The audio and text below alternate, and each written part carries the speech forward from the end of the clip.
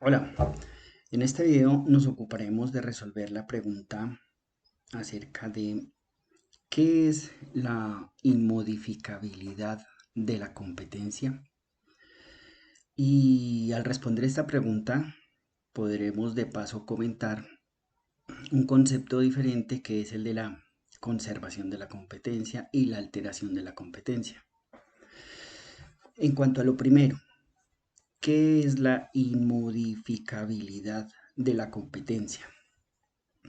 Pues en la doctrina se explica la inmodificabilidad de la competencia como aquella situación que consiste en que la competencia o el conocimiento del juez civil sobre el asunto que se sometió a su conocimiento al presentarse la demanda seguirá siendo conocido por él de acuerdo con el estado o la situación que presentaban los factores que vimos antes y que determinan la competencia al momento de presentar la demanda.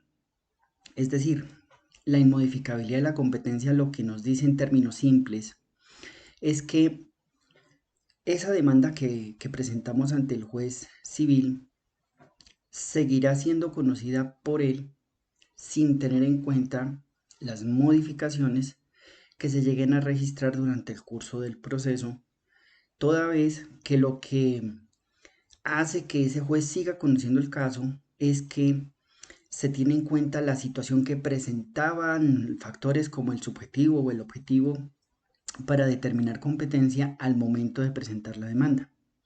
Y este concepto se puede explicar con un par de ejemplos, ¿no? Un primer ejemplo podría ser el siguiente. Si se presenta demanda ejecutiva para efectos de reclamar una obligación del pago de una suma de dinero representada en un pagaré, y el valor total de la obligación sumando capital e intereses, intereses de plazo, intereses moratorios, llegó a ser, supongamos nosotros, 100 millones de pesos. De acuerdo a lo que vimos antes, en el factor objetivo por razón de la cuantía, tendríamos que ese asunto sería de menor cuantía y por tanto su conocimiento corresponderá al juez civil municipal. Esto por la cuantía, porque es de menor cuantía el asunto. Porque ya sabemos, esa suma está comprendida en un valor superior a los 40 salarios mínimos mensuales y no supera los 150 salarios mínimos mensuales. El juez civil libra el mandamiento ejecutivo, decreta las medidas cautelares solicitadas y el trámite del proceso se empieza a surtir. El deudor demandado se notifica, contesta la demanda, propone excepciones de mérito, hay traslado al ejecutante, etc. Y entonces ya tenemos varios meses de trámite. Ocurre luego que el juez profiere sentencia y en ella ordena que se practique la liquidación del crédito. Y ya ha pasado un tiempo considerable desde cuando se presentó la demanda hasta ahora que ya viene la sentencia. Pues obviamente, durante el curso de toda la actuación, el aspecto atinente a los intereses moratorios siguió incrementándose toda vez que ese interés se causa o se sigue causando hasta tanto se pague la totalidad de la obligación.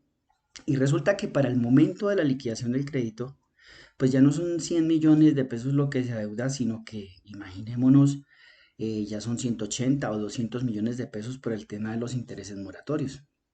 Pues ustedes podrían pensar, no, si la obligación subió hasta ese monto, pues ya es mayor cuantía y le tocaría al juez civil de circuito por la cuantía. Pues no, el concepto que aquí se explica de inmodificabilidad de la competencia, lo que señala es como la cuantía que, que tenía esa obligación al momento en el que se presentó la demanda era de menor, seguirá siendo de menor. De modo que el hecho de que durante el curso del trámite se hayan generado o causado intereses moratorios que hayan hecho que la obligación ascendiera ahora de mayor cuantía no le quita en ningún modo la competencia a ese juez civil municipal que en este caso venía conociendo del caso. Así es como opera en este ejemplo la inmodificabilidad de la competencia. Pero podríamos dar otro ejemplo. Otro ejemplo podría ser que nosotros, atendiendo al factor territorial con el fuero del domicilio general que explicamos hace un tiempo, tenemos que presentamos la demanda ante el juez del domicilio del demandado.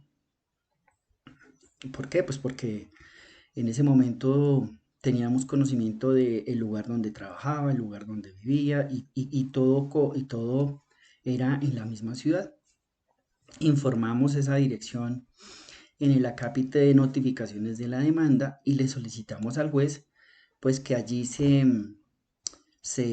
librará la comunicación para efectos de lograr la notificación personal del demandado.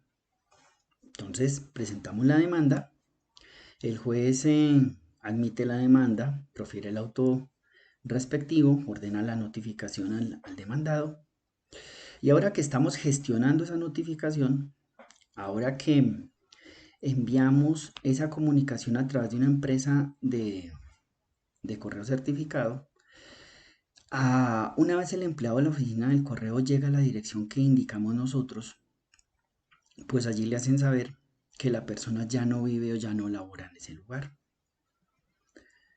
Pues claro, nosotros actuamos de buena fe cuando informamos esa dirección porque esa era la dirección de que teníamos conocimiento. ¿Qué debe hacerse entonces? Pues indagar acerca de en qué lugar se encuentra ahora nuestro demandado. Y ustedes podrían pensar, pues tocaría retirar la demanda y volverla a presentar cuando averigüemos eso. La respuesta es no. El juez civil que ya está conociendo de nuestra demanda va a seguir conociendo el caso. Entonces, ¿qué tenemos que hacer? Luego de que indaguemos en qué lugar se encuentra ahora nuestro demandado, informaremos esa nueva dirección al juzgado a través de un memorialito para que el juzgado, mediante auto, ordene que la comunicación se libre ahora a esa nueva dirección. Y surge una pregunta, bueno, ¿y qué sucede si en el trámite de indagar en dónde se encuentra ahora el demandado no logramos establecer en dónde se encuentra? Indagamos con familiares, con conocidos, con compañeros que algún momento fueron sus compañeros de trabajo, en fin, indagamos por todos los medios posibles, consultamos en oficinas públicas, en registros públicos y no logramos obtener esa nueva dirección. Tampoco tenemos conocimiento de la dirección electrónica, porque si lo hubiésemos tenido, pues seguramente no estaríamos en esto. Entonces, ¿qué hay que hacer? Pues ya lo habíamos visto en un video anterior. En ese caso, tendremos que solicitarle a ese mismo juez civil que está conociendo el caso que proceda a dar aplicación a lo que dispone por allá el artículo 290 del Código General del Proceso y 291. Tendremos que pedirle entonces a ese juez que ya está conociendo nuestra demanda que por favor ordene el emplazamiento de ese demandado toda vez que desconocemos en este momento cuál es su lugar de notificación. Vean que esa circunstancia tampoco hizo que el juez tuviese que apartarse del conocimiento del caso o que dejara conocer el caso o que perdiera su competencia, no la perdió, la conservó. Ese es otro ejemplo de inmodificabilidad de la competencia. Y ustedes se podrían preguntar, bueno, ¿y si en el mismo ejemplo el demandado se hubiese ido al exterior y tenemos la dirección en el exterior? Igual, el juez civil va a conservar la competencia, va a seguir conociendo el caso. Le informaremos de ese nuevo lugar donde se puede notificar el demandado. Se ordenará la expedición de la respectiva comunicación para enviársela ya sea a Estados Unidos, sea a España, sea a Alemania, el país donde se encuentre, para que allá le entreguen la comunicación y le hagan saber que tiene que venir a notificarse a Colombia o que desde el país donde se encuentra puede conferir poder a un abogado para que se notifique por él acá. Y el juez civil que viene conociendo el caso sigue conociendo el caso. A eso es a lo que se refiere la inmodificabilidad de la competencia. En la doctrina este concepto también se conoce con la denominación de la perpetuatio jurisdictionis, también se le conoce con ese término. Y explicado este término, el de la inmodificabilidad de la competencia, o de la perpetuatio jurisdictionis, pues viene ahora a, a presentarse una interrogante adicional y es esta. Pero el artículo 27 del Código General del Proceso me advierte a mí que hay algunos casos en los que el juez, ya específicamente el juez civil municipal, puede dejar de conocer el asunto que venía conociendo. Sí, eso es posible, pero es en los casos que precisa el artículo 27. ¿Cuáles son esos casos? Si nosotros damos una vista a esa norma, encontramos que cuando el juez civil municipal viene conociendo del asunto y durante el trámite de ese asunto se presentan situaciones como una reforma de la demanda, como una acumulación de procesos, como una acumulación de demandas, o se presenta una situación como la de la demanda de reconvención. Si en esas nuevas circunstancias se llegan a presentar pretensiones que sean de mayor cuantía, pues todos ya sabemos nosotros que el juez civil municipal no puede conocer pretensiones de mayor cuantía, el juez civil municipal deberá dejar de conocer el asunto y tendrá que remitírselo a su superior, que es el juez civil de circuito. En ese caso sí se le altera la competencia a ese juez civil municipal. Y entonces esto que describe el artículo 27 lo podríamos plantear con un par de ejemplos. Entonces, el mismo caso. Vamos a suponer que se presenta un accidente de tránsito, que es lo común, que es lo de rutina. Dos vehículos colisionaron, el propietario de uno de esos vehículos demanda al propietario del otro vehículo, inicia un trámite declarativo de responsabilidad civil y en la demanda que presentó, sus perjuicios patrimoniales y extrapatrimoniales apenas sumaron, imaginémonos nosotros, 50 o 60 millones de pesos. Bueno, ubiquémonos en 70 millones de pesos. Una vez se notifica el demandado en ese proceso de responsabilidad civil, no solo contesta la demanda al demandante alegándole excepciones de mérito para desvirtuarle las pretensiones, va más allá. Cuando nosotros vimos en otra oportunidad el derecho de contradicción, esto lo explicamos. El demandado en esa responsabilidad civil no solo le contesta la demanda al demandante, sino que además presenta demanda de reconvención. Es decir, el demandado en ese mismo proceso va a demandar al demandante. Y en esa demanda de reconvención, el demandado pide o le solicita al juez pretensiones de mayor cuantía. Es decir, el demandado en la demanda de reconvención demanda al demandante, pero en sus pretensiones dice que los perjuicios que a él se le causaron en el accidente superan 200 millones de pesos. Claro, el juez civil municipal venía conociendo el caso porque recordemos el demandante estimó sus pretensiones en 80 millones. Le contestaron la demanda, pero además le presentaron demanda de reconvención. El demandado está demandando al demandante y en esa demanda está involucrando pretensiones que ahora son de mayor cuantía. Claro, el juez civil municipal que viene conociendo el caso va a decir, un momento, yo no tengo competencia para conocer asuntos de mayor cuantía. El hecho de que el demandado en su demanda de reconvención haya involucrado pretensiones de mayor cuantía hace que opere el artículo 27 del Código General del Proceso y en ese sentido, quien debe seguir conociendo del caso es el juez civil de circuito. Vean que en ese ejemplo sí se altera o se cambia la competencia del juez civil municipal. Otro ejemplo, otro ejemplo de cómo se da el caso de la alteración de la competencia. Pues otro ejemplo podría ser con la otra circunstancia que se menciona ya, que es la reforma de la demanda. Y para no hacer más extenso el video, supongamos que en el mismo caso de la responsabilidad civil del accidente de tránsito tenemos que cuando el demandante presentó la demanda, solicitó el reconocimiento de perjuicios por el orden de 80 millones de pesos, ubicando el trámite como de menor cuantía y por tanto radicando la competencia en el juez civil municipal. Hasta ahí vamos bien. Pero el mismo Código General del Proceso a ese mismo demandante le da una posibilidad y le da una oportunidad para ejercer esa posibilidad. La posibilidad se llama la reforma de la demanda. ¿Y en dónde ubicamos nosotros la reforma de la demanda en el Código General?